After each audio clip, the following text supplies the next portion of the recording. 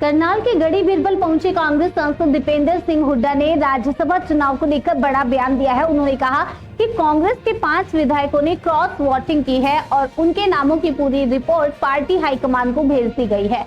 हुड्डा ने दावा किया कि जल्द ही इन विधायकों के नाम सार्वजनिक किए जाएंगे। उन्होंने भाजपा पर निशाना साधते हुए आरोप लगाया कि कांग्रेस उम्मीदवार करमवीर बोध को हराने के लिए दबाव और खरीद फरोख्त की राजनीति अपनाई गई है।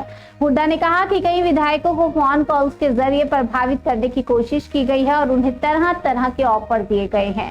साथ ही उन्होंने क्रॉस वोटिंग करने वाले विधायकों से इस्तीफा देने की मांग करते हुए कहा कि लोकतंत्र की मर्यादा बनाए रखना बेहद जरूरी है।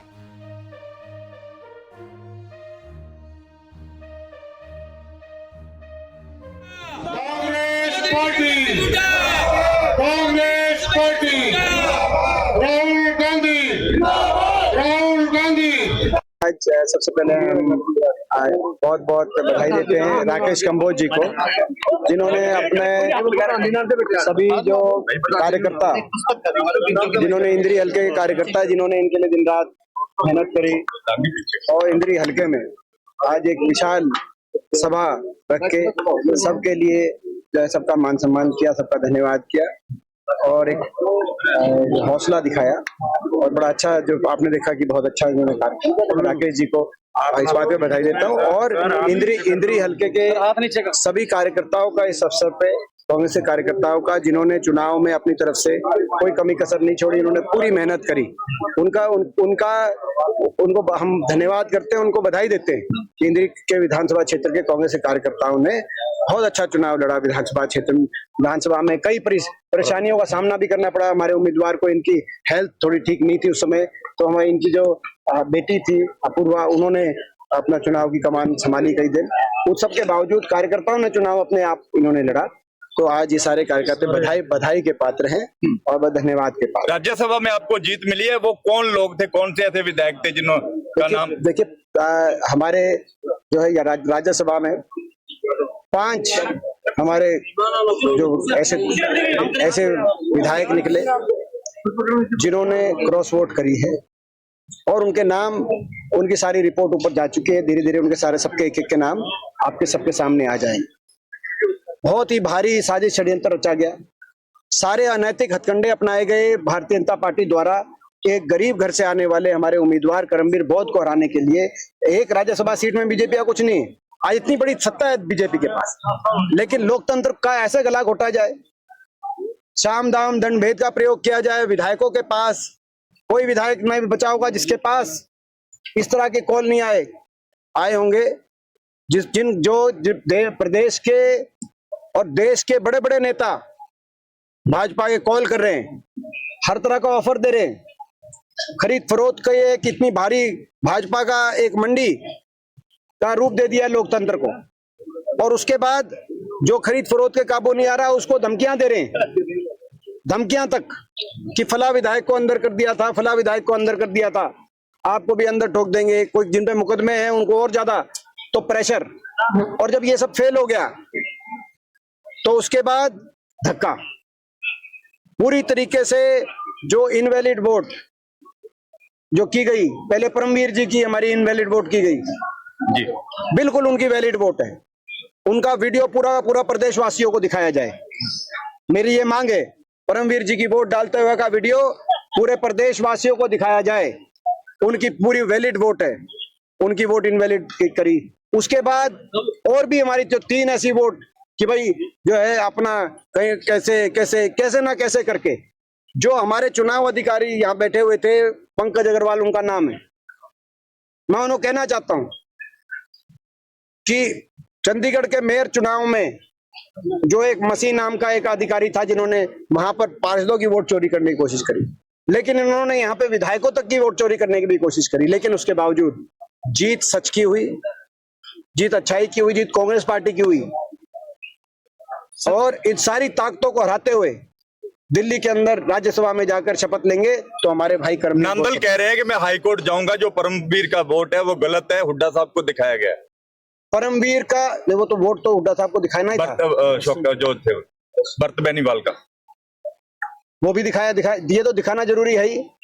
वो देखो छीनने की कोशिश वो ऐसा है, ऐसा वोट करेंगे। ऐसा है कि भाई आप जो है इस बात को आप खुद समझो कि आज ये बड़े हास्यास्पद बयान दे रहे हैं।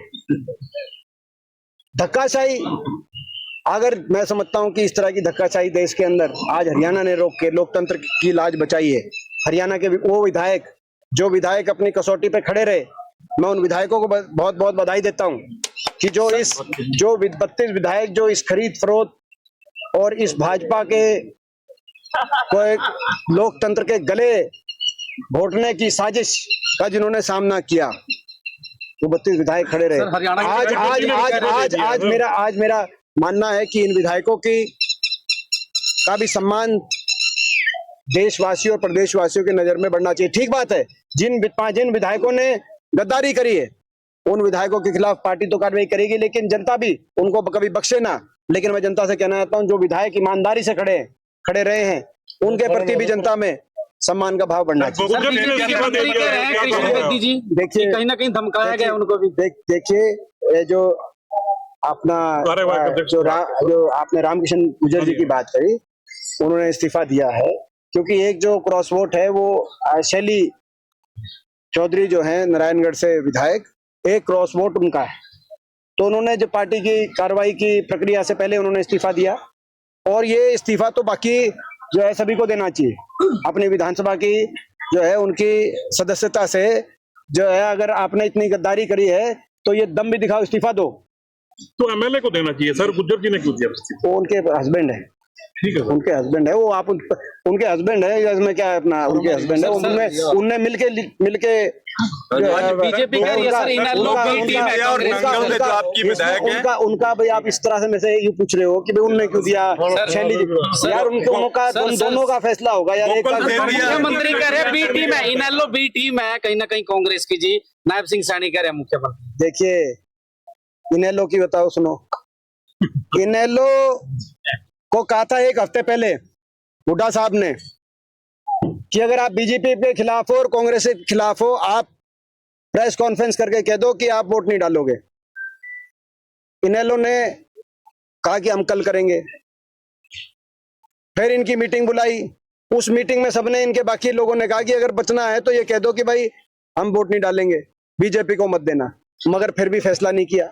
फिर एक और बता 2 दिन बाद करेंगे, 3 दिन बाद करेंगे। फिर कहा कि जी हम वोटिंग वाले दिन करेंगे प्रेस कॉन्फ्रेंस। वोटिंग वाले दिन टाइम दे दिया, 12 बजे करेंगे। जब 12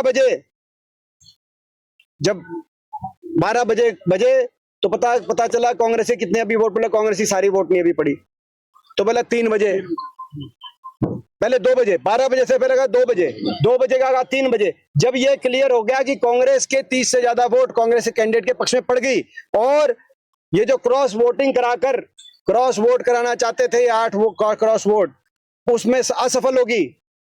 और भारतीय जनता पार्टी इतने असफल जो है हमारे संग, तब ये भी इनेलो मैदान से भाग गई जब ये पता चल गया कि हमारे उम्मीदवार तो जीतेंगे। जब ये क्लियर हो गया तो उसके बाद इनेलो मैदान से 3:30 बजे प्रेस कॉन्फ्रेंस करी। 4 बजे तक वोटिंग थी इनेलो की। और एक हफ्ते पहले उनसे कहा था अगर तो बीजेपी के खिलाफ तो कह दो वोट डालने नहीं जाएंगे। तो किसकी लेकिन हम तो किसकी माने, जनता को पता है, जनता को पता है जब कि वो किसकी टीम है।